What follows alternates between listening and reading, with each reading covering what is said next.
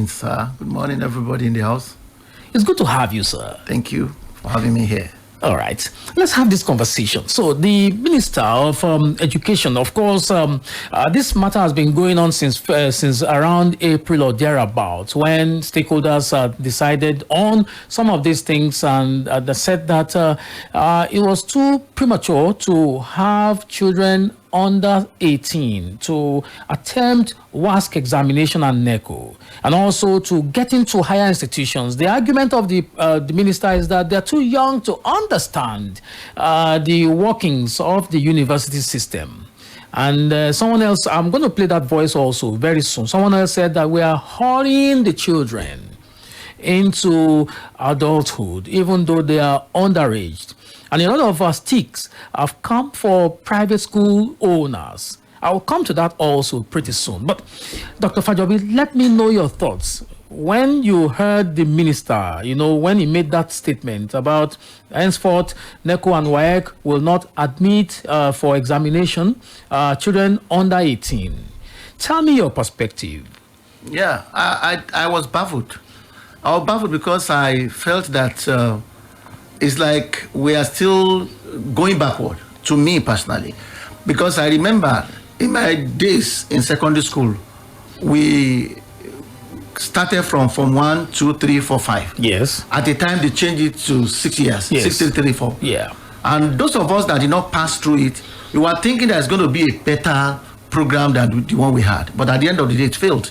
Because they said they are going to have all the carpentry workshops, all the mechanic workshops. Yeah. And at the end of the day, which of the schools in Nigeria has just only one? None of them.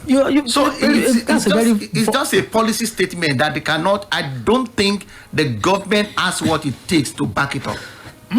Interesting. I like your perspective, sir, and I'd like to start from there. I remember that, like I said earlier, I was in Calabar then. When this policy was adopted, I remember that my school in Calabar then, St. Patrick's College, Ikodansa, they had workshops for woodwork, metalwork, and all that.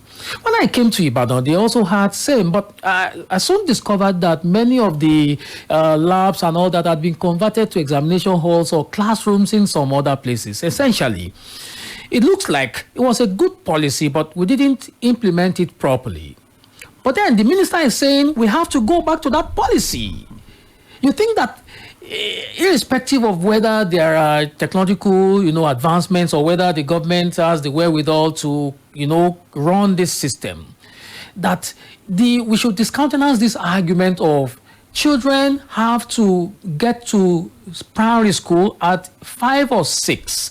That has been the argument, and the proponents of this return to 6334 believe that is the point. So what do you think? Because a lot of school owners, particularly the people who have been commenting on this matter, said that, well, if you go to a public school, you are not likely to be admitted into primary 1 if you are not at least 5 years old. They say that the blame is on the table of private school owners. How do you respond to that? I think this thing is about sustainability, the program they are talking about.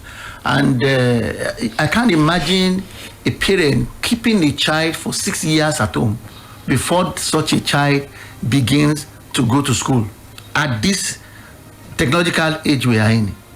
So I'm going to keep my child till when he's going to be 6 years old before he starts going to school. 6 years old boy these days is as knowledgeable as 10-year-old boys of those days. It depends on the environment where the child, come from.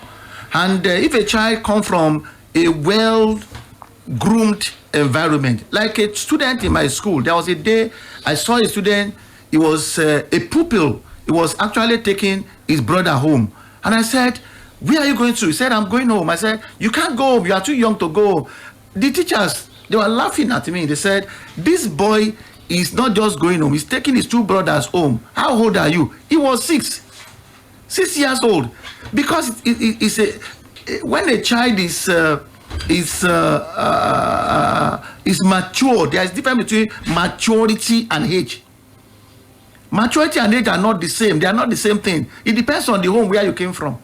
So if you come from a very, very good environment, you will know that a child of 6 has grown enough.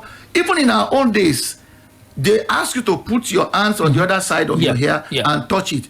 It is not everybody that is 6 years, that was 6 years old then. Some are 5, some are 4'9", 4'8", and some will be 6, and they will not be able to touch it because of their stature. What are we talking about here? So until when a child reaches the age of 6, he cannot start primary school. Where are you going to keep them? Then, if they finish at 16, and do you have another program for them? Do you have another program? The question we need to ask, what is that program that even if they finish at 16 and you do not allow them to write WAEC, you do not allow them to go to university, what is the program on ground for these children? And we have to evaluate the impact of this policy, the impact it will have on our educational system, because they are more of negative than positive. The only thing we are talking about is about the maturity of some students that are in the university these days. We are not talking about the majority that has passed through the university and they have done excellently well. My own child went to university at the age of 16. In fact, it was the day that he was going to clock 16 that he resumed university. And he was able to do very well. I wonder and it was not even in Nigeria. I did not follow him. It depends on the environment. We should try and talk to some parents who do not know the difference between age and maturity. A child should be matured. It is not everything you have to ask it, you have to do for a child. When you subject a child to a level of things to do by himself, by the time he gets to 6, he's already a boy at home. He should be able to take care of all his siblings, all his brothers and sisters at home. So if you ask them to wait till when they clock 6 o'clock, are you also going to ask them to wait after the age of 16? And let me tell you, if you do not give children, if you don't engage them either mentally or physically, they are going to destroy a lot of things. Okay, so the argument has always been not age and maturity, but process. The people who designed the 6334 system, they have built a process and a system into it.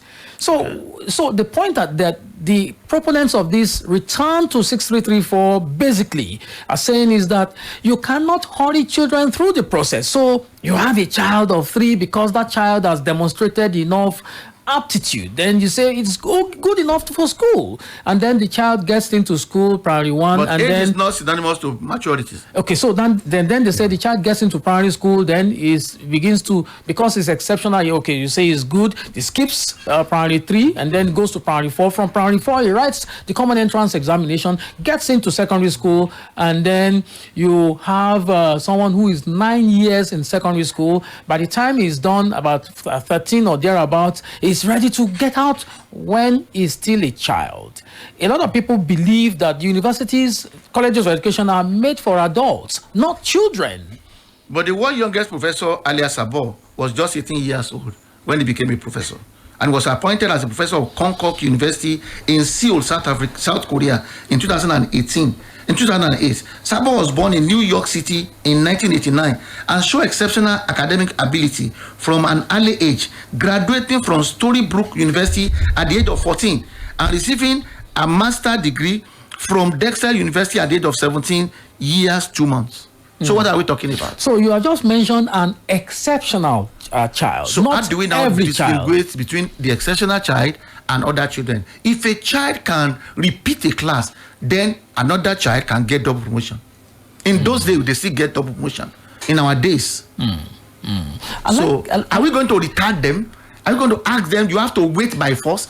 Even in my own school, there are classes in the class. You measure and you teach the children according to their intellectual ability, not according to their age, not even according to the class where they are. Those are the things that we need to consider before we begin to talk about they have to wait for 18 years. 18 years abroad, you are free to become whatever you want to become. That's the time you leave your family. And the parent can decide that, okay, you are not living in my house again when you are 18. Are we now saying that a secondary school student that clock 18 should not live in the parent's house? So the argument is that you are making, I like this argument, is you are making it to be intellectual ability. Yes, sir. And they are saying that there are other abilities that are required to be able to navigate the complex world out there, not just the intellectual. So when a child, even though the child is 13 or 14 and is intellectually brilliant, and then he's lacking in emotional intelligence, and so many other things. It's not all of them. Yoruba people will say Agba Okogban. What are you talking about? Agba Okogban, that means that the fact that you are old or you are older does not mean that you'll be wiser, or does not mean that you'll be more matured than myself. So it depends on the environment. It depends on the way the parents are able to groom their children from their early stage. That makes them more matured.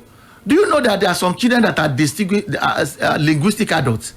They will just be 5 or 4 because of the environment where they came from. I tell you, when they talk, you look back and say, who is actually talking there? Because it's not about the intellect. Like a child, I said that will take the other children home at the age of 6. They are living around Malete Bode. And he will be coming from Yemetu to Malete Bode at the age of 6. Not just himself alone, but even taking his other ones.